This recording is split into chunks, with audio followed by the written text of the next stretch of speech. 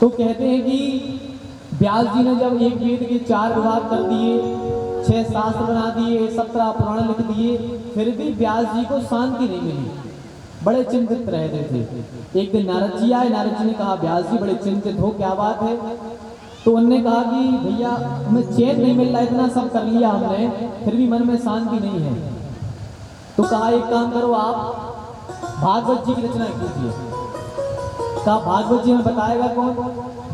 तो नारद जी ने 4 श्लोकों की जो भागवत होती है, चतुश्लोकी भागवत, वह भागवत व्यास जी को सुनाई, और व्यास जी ने 4 श्लोकों से 18,000 श्लोक करके ये भागवत जी को लिख दिया। ये 4 श्लोक थे पहले, और व्यास जी ने बड़ा बड़ा कर आज इतना कर दिया कि आज इसमें 18,000 श्लोक हो गए। जब इन्होंने भागवत जी लिखी तो इन्होंने सोचा भैया इतना बड़ा ग्रंथ है तो सुनने वाला भी कोई बड़ा होना चाहिए। तो इनको याद आया कि हमारा पुत्र जो है वो परम भागवत है, परमहंस है, उसे ही भागवत सुननी चाहिए, उसे ही सुनानी चाहिए। तो बोले लेकिन पुत्र घर पे तो है नहीं, बुलाया कैसे जाए? तो कुछ ग्वाल वालों को, कुछ बच्चों को व्यास जी ने 2-3 मंत्र रटा दिए और कह दिया कि जाओ ये मंत्र जाकर के आप जंगल में जाकर के बोलना। तो एक बालक पहुंचा, वो चिल्लाता है बरहा पीडम नटवर वपु कर्णयो कर्णिकारम बिभ्रद्वासः कनक कपशम वैजयंती चमाला। ये आधा श्लोक बोला और शांत हो गया। अब वही सुखदेव जी भगवान के ध्यान में बैठे थे, उनकी झट से आंख खुली और उन्होंने ध्यान किया, आरा कितना सुंदर व्यक्ति है, बरहा पीडम नटवर वपुहु, नट के जैसा उसका वेश है, कर्णयो कर्णिकारम, कनक का फूल लगाए हुए है, वैजयंती माला पहने है, कितना सुंदर है। अरे इतना सुंदर बालक के सिर चलकर मिलना चाहिए। लेकिन फिर सुखदेव जी सोचते हैं कि नहीं, ऐसा भी हो सकता है कि भैया जो सुंदर होते हैं उन्हें अपनी सुंदरता का अभिमान होता है, क्या पता हम उनसे मिलने जाएं और वो हमसे ना मिले, इसलिए हम मिलने नहीं जाएंगे, हम तो भैया अपने यहीं बैठे हैं। और सुखदेव जी फिर भगवान के ध्यान में बैठ गए। इतने में दूसरा एक बालक आया, उसने दूसरा श्लोक गाया। क्या कहता है? अहो बकीयम स्तनकालकूटम जिघांसया पाययदा साध्वी। ये उसने आधा श्लोक गाया। क्या कहता है श्लोक? वरहा पीडम नटवर वपुहु अहो बकीयम स्तनकालकूटम। अरे ये केवल सुंदर ही नहीं है, इनका स्वभाव भी सुंदर है। अहो बकीयम, बकी माने बकासुर की बहन पूतना, ठाकुर जी को मारने आई थी, लेकिन भगवान ने अपने शत्रु को भी वह गति दे दी जो गति अपनी माता को देनी थी। ये सुंदर भी है और स्वभाव से भी सुंदर है। जैसे ही सुखदेव जी ने सुना कि अरे ये तो अच्छे हैं, कुछ लगा कि चलो इनसे मिल आए, दौड़े दौड़े आए, शिष्यों से कहा भैया और श्लोक सुनाओ। बोले भैया हमें तो इतने ही श्लोक आते हैं, और यदि आपको श्लोक सुनने हैं तो हमारे गुरु जी के पास ऐसे 18,000 श्लोक हैं, उनके पास चलो सुन लेना। दौड़े दौड़े सुखदेव जी आए, आकर देखा तो देखा क्या कि उनके पिताजी ही हैं, वो गुरु जी उनके। पिताजी से बोले पिताजी हमें भागवत जी कथा सुनाइए। तो वही भागवत जी कथा आज व्यास जी ने सुखदेव जी को सुनाई, और वही कथा सुखदेव जी ने परीक्षित जी को सुनाई थी। अब सौनक जी पूछते हैं कि ये बताइए राजा परीक्षित को शाप क्यों लगा? इतने अच्छे राजा थे, इनको शाप क्यों लग गया? कृपया करके हमें बताइए। तो कहते हैं देखिए सौनक जी, हमें ठाकुर जी की कथा सुनानी है, लेकिन ठाकुर जी की कथा कब प्रारंभ होगी? जब हमें महाभारत की कथा सुनानी पड़ेगी। महाभारत की कथा नहीं सुनाएंगे तो ठाकुर जी की कथा नहीं निकलेगी। तो सबसे पहले महाभारत की कथा सुनाई है। सुखदेव जी से सूत जी कहते हैं सौनक जी से कि सौनक जी, महाभारत का युद्ध प्रारंभ होने वाला था। महाभारत का युद्ध प्रारंभ होने वाला था।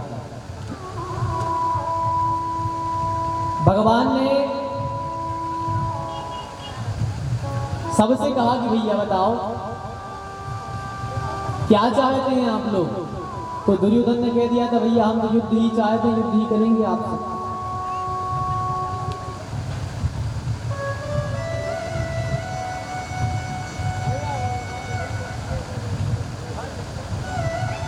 अब ठाकुर जी हो गए अर्जुन की साइड और भगवान की सेना हो गई कौरवों की साइड।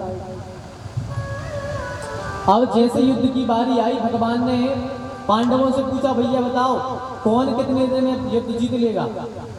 भीम बोले भैया हम 1 महीने में जीत लेंगे, अकेले 1 महीने में पूरी कौरव सेना मार देंगे। अर्जुन से कहा तुम बताओ, बोले हम 15 दिन में मार देंगे।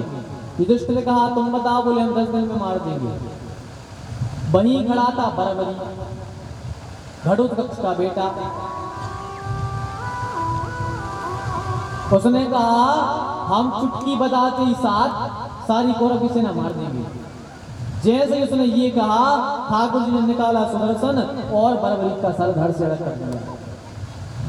आप पांडव बोले भगवान आप पागल हो, हमारी साइड हो या आप कौरवों की साइड हो। बोले क्यों। बोले बताओ, वो कह रहा था हम चुटकी बजाते ही सारी कौरव की सेना मार देंगे, आपने उसको मार दिया। बताओ इतना अच्छा अपने यहाँ लड़ने वाला था, आपने उसको ही मार दिया। भगवान बोले तुम लोग पागल हो, तुम लोग जानते नहीं हो। बोले क्यों। बोले बरबरी मायावी था, बरबरी मायावी था। इसके यहाँ एक सिंदूर था, इसको वरदान में सिंदूर प्राप्त हुआ था। कि क्या करता कि युद्ध भूमि में वो सिंदूर फेंकता और चुटकी बजाता, उसके नीचे जितने जना थे वो मर जाते। तो भगवान बोले पांडवों ये बताओ जब वो सिंदूर उछालता तो तुम लोग भी तो सिंदूर के नीचे रहते, तुम लोग नहीं मर जाते। फिर बताओ यदि तुम भी मर गए, कौरव भी मर गए, तो फिर महाभारत युद्ध का मतलब ही क्या निकला। इसलिए हमने उसको मार दिया। महाभारत का युद्ध हुआ, सारे कौरव मारे गए, केवल अश्वत्थामा पड़ा है कुरुक्षेत्र में, कराह रहा है। सारे कौरव मारे गए हैं। अब द्रोणाचार्य जी का पुत्र अश्वत्थामा है, वो बचा हुआ था। दुर्योधन के पास पहुंचा, कहा दुर्योधन मरने का कष्ट हो रहा है।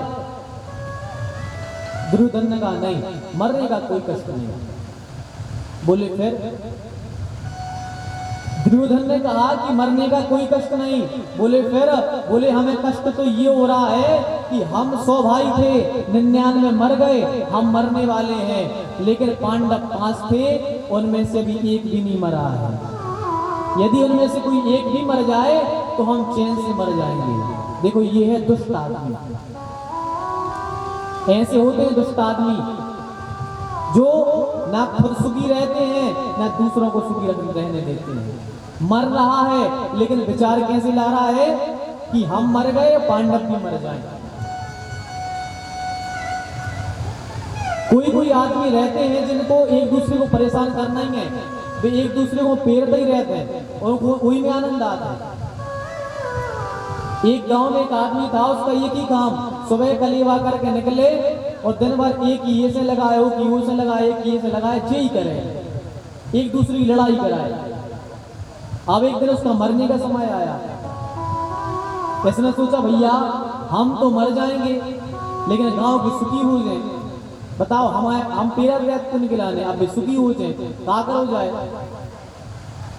तो इसने क्या किया, मरते समय चिट्ठी लिखी, अपने जेब में रख ली, ये मर गया।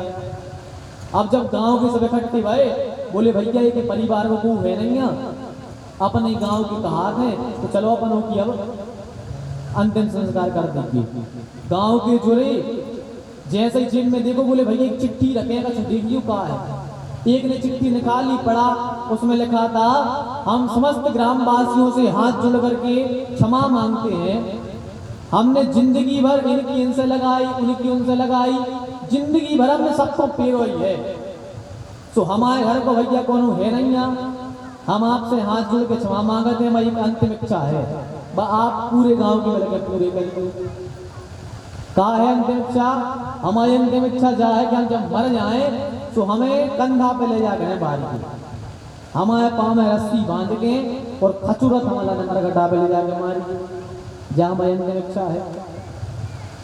अब गांव को न सोची भैया अपने गांव को है तो जिया सो भी है तो अपनों ही है, तो अब अंतिम इच्छा अपने पूरी कर देंगे। चलो तो पूरे गांव के जोरे पाँव में बांधी रस्सी खचुरत जाए थे माए से पुलिस आ गई। तो पुलिस वालों ने सोची गांव को खचूर खचूर के मार दो, 20 साल लो गाँव भर के पीसी करा देना। बताओ ये सीधे आदमी दुष्ट आदमी में जिंदा में भी पेड़ है, भी मार के भी पेड़ कहीं हैं, मर है भी तो भी पेड़ कहीं हैं। तो ऐसे ही दुष्ट जी दुर्योधन है कि मर रहा है लेकिन विचार कैसे ला रहा दुष्टता की कि पांडव में से एक भी मर जाए। दुर्योधन ने से अश्वत्थामा ने कहा भैया हमने तो पहले तुमसे कहा था हमें सेनापति बना देते, ये हाल नहीं होता। दुर्योधन ने कहा भैया अभी क्या बिगड़ा है, अभी बना देगा तुम्हें सेनापति। तो उसने अपने ही खून से दुर्योधन ने अश्वत्थामा का तिलक कर दिया। अश्वत्थामा चला, इसने सोचा भैया कैसे पांडवों को मारे। अब ये पेड़ के नीचे पहुंचा, रात्रि का समय हो गया, इसने क्या देखा कि एक कबूतर का घोंसला रखा हुआ था। रात में उल्लू आया, उसने वो अंडे फोड़े और चला गया। ये अश्वत्थामा देख रहा था, इसने उल्लू ही को गुरु बना लिया। कैसा कि रात्रि में जाओ और हमला कर दो, मार आओ।